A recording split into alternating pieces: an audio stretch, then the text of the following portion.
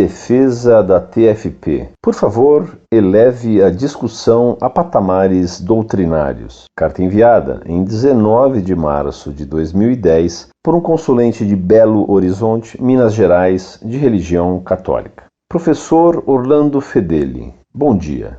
Conheci a TFP na aurora de minha juventude e me encantei com o ideal dessa instituição, bem como da sua postura coerente com os princípios da doutrina católica, pois eu vivia confuso com o então comportamento dos representantes da Santa Igreja, principalmente no que se referia à influência maléfica da ação católica no Brasil, aliás, tão sabiamente elucidada pelo ilustre pensador católico brasileiro Dr. Plínio Correia de Oliveira. Confirmei minha adesão a tal pensamento por sua inteira coerência com os ensinamentos da Santa Igreja, o que deixava muito a desejar no ambiente católico daquela época, 1966. Essa história de diz que não diz, ou seja, fofocas, fogem do âmago da questão, que é o ideal propugnado pelo ilustríssimo pensador católico brasileiro e autêntico cruzado do século XX, que foi Dr. Plínio Correia de Oliveira.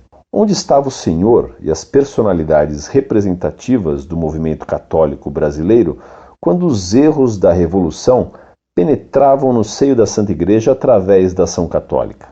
É sabido que os homens têm seus pecados, mas que o ideal e o princípio falam mais alto e que, portanto, nesse caso, fugir desse objetivo significa criar uma atmosfera favorável à Revolução e seus seguidores. Registro meu total respeito e profunda admiração por essa figura católica singular que foi o senhor doutor Plínio Correia de Oliveira. Se o senhor quiser elevar o nível de sua legítima, mas equivocada posição com relação à então TFP, entre em considerações doutrinárias e não em casinhos particulares, que nenhum benefício trarão a uma conclusão justa e esclarecedora, se é a isso que o senhor se propõe. Saudações! Muito prezado, salve Maria. Vejo que você se move por saudades, pois não é o que você fala da aurora de sua juventude, como um poeta brasileiro que começou uma poesia dizendo: "Oh, que saudades que eu tenho da aurora de minha vida, de minha infância querida, que os anos não trazem mais." Romântico, não? PCO gostava dessa poesia romanticamente Rosicler. Eu também tenho saudades do tempo em que minha coluna vertebral não me fazia doer cada passo e cada movimento, em que corria 2 partidas de futebol sem perder o fôlego, quando subia e descia escadas aos saltos, enquanto agora desço aos tombos, ainda que de um degrau. Agora estou como diz uma poesia popular pernambucana: não há velho que não se sente sem ai, nem velho que se levante sem ui. Estou na idade do ai e do ui, mas ainda me é possível, graças a Deus, duelar, e duelar brincando, ao ponto que mesmo à la fin de ma vie, je touche. Deu graças. Você me pergunta onde estava eu em 1959 ou na década de 40, quando o Dr. Plínio escreveu o Em Defesa da Ação Católica. Na década de 40, entre 7 e 17 anos, eu jogava futebol numa rua de terra e nem sabia que existia PCO. Que felicidade! Na aurora de minha vida. Não por jogar futebol em correrias em ruas de terra. A felicidade era conhecer moleques que falavam claro, diziam o que pensavam e brigavam pelo que diziam, leal e valentemente. Nenhum deles era como Plínio. Ninguém era como Plínio. Que maravilha! Entre meus companheiros de jogos, nem se sabia o que eram restrições mentais, coisas em que Plínio ficou, sim, doutor, sem diploma. Os moleques de rua não tinham, graças a Deus, maneiras as aristocráticas e francesas de certos granfininhos de Higienópolis, sonhando e pretendendo ser marqueses de Versailles. Naquele tempo, de correrias e ventanias, eu não conhecia nem Versailles e nem como eram podres os marquezinhos de Versailles. Em 1942. Você sabe o que aconteceu em 1942? Me perguntava certa feita um bem antigo companheiro de PCO dos tempos de uma velha sociedade secreta que Dr. Plínio. Em 1942, eu estava com os pés rápidos, correndo em terra dura, enquanto PCO se elevava em sonhos ao país das maravilhas, que ele chamava de transesfera. Você sabe o que é a transesfera? Claro que não. No máximo, o que você sabe é que Dona Lucília era tida como a mãe da transesfera. Que honra esquisita. Ela devia entrar para o livro dos Guinness. Ser mãe da transesfera deve levar ao Guinness, pois isso é único no mundo. Ou levar quem reza isso para manicômios. Havia um na rua Marquesa de Alorna, em Belo Horizonte.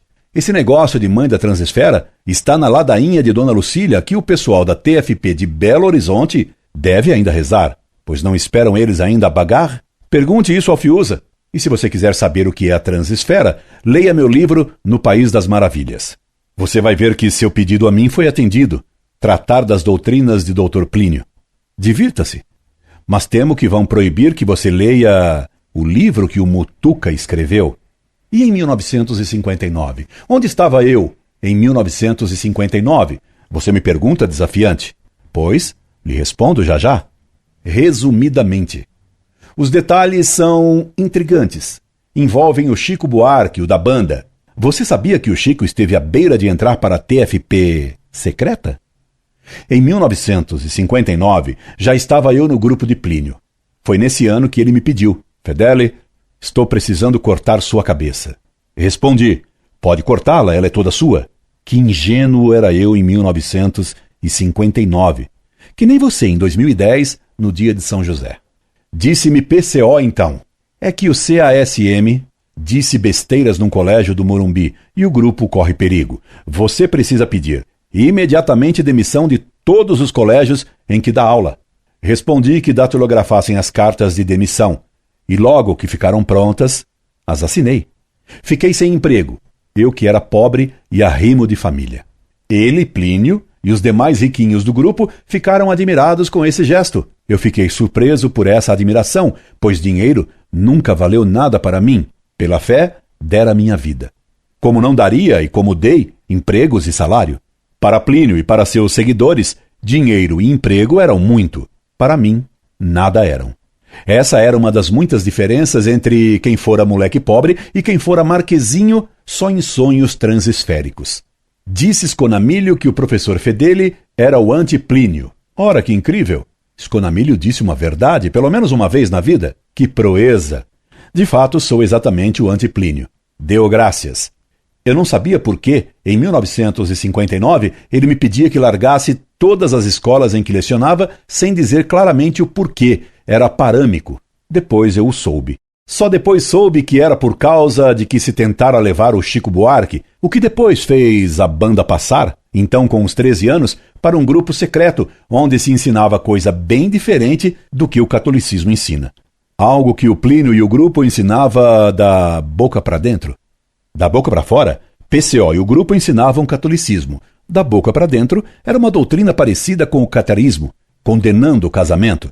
Você não reparou como os que se casavam eram tidos na TFP como apóstatas? Você se casou? Se casou, é sabugo que dá donativos e nada mais. Tanto você como eu conhecíamos o que era ensinado lá, só da boca para fora. Porque eu e você estávamos fora da boca, do grupo secreto onde se ensinava que o ato conjugal era condenável. O grupo de Plínio sempre teve duas doutrinas, uma para dentro, outra para fora. Uma doutrina pública, catolicismo conservador para enganar trouxas e sabugos. E uma doutrina esotérica, secreta, ensinada só para alguns entrosados e espertinhos. Sconamilho sempre foi do grupo dos espertinho. Agora, a esperteza dele pretende dar uma rasteira nos cardeais da Cúria Romana, visto que Dr. Plínio ensinava secretamente que depois do Vaticano II já não havia mais hierarquia na igreja. O poder na igreja teria passado para o inerrante profeta de Higienópolis, o imortal, já falecido Plínio. E isso é outra coisa que deveria ir para o Guinness, um imortal falecido. Só no Brasil isso aconteceu.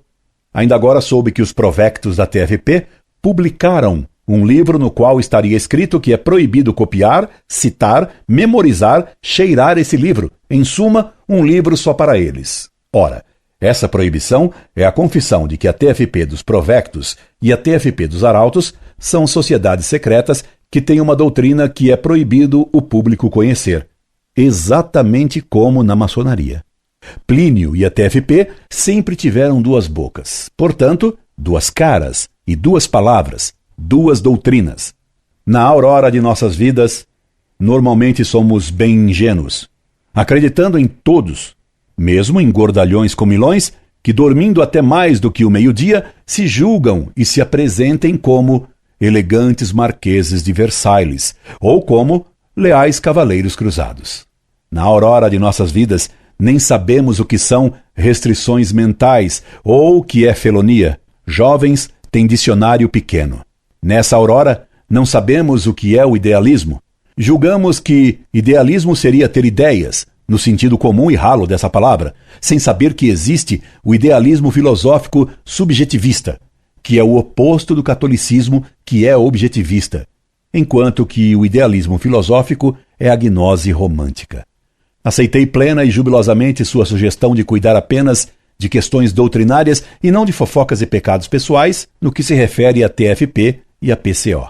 Você leia então o trabalho que escrevi com mais de 600 páginas tratando da doutrina secreta de PCO como era exposta escondidamente nas reuniões do MNF e da Sempre Viva. Você, como eu, nunca foi membro do MNF e nem iniciado na seita secreta A Sempre Viva. Por isso, não sabe nada sobre a verdadeira doutrina de Plínio e da TFP e dos Arautos. E fica contente apenas com as recordações cor-de-rosa da aurora de sua vida. Escute. O despertador está tocando e acordando você para a realidade. O despertador eu o fiz tocar no dia 31 de maio passado, publicando um livro expondo a gnose de Plínio Correia de Oliveira, da TFP e dos Arautos de Esconamilho. O veracíssimo Monsenhor Esconamilho, elogiado pelo cardeal Rodé, pelo cardeal Ló e agora pelo deputado Gabriel Chalita, amigos do padre Fábio de Melo e do padre Silvio Andrei, aquele que foi preso no Paraná, em Ibiporã, e recebido com fogos e festas em seu retorno da cadeia para a sua paróquia em São Paulo. O Têmpora, o Mores. Acorde que o despertador está tocando e leia. Deus quer que você acorde. Leia e abra os olhos. Saia da transesfera, aterrize no mundo real feito por Deus, porque Deus, contemplando o mundo que havia feito, disse que ele era muito bom. E tendo dúvidas sobre este mundo e sobre a transesfera, escreva-me. Ou quem sabe, indo eu a Belo Horizonte, você venha falar comigo. Prometo-lhe ir até lá para dar palestra sobre a doutrina de PCO e sua transesfera. Serão bem alegres. Os primeiros cristãos eram tidos os que acreditavam com alegria. E na missa, são 55 anos que rezo. Adeum, qui letificat, juventutem meam. Incorde Jesus semper, Orlando Fedeli.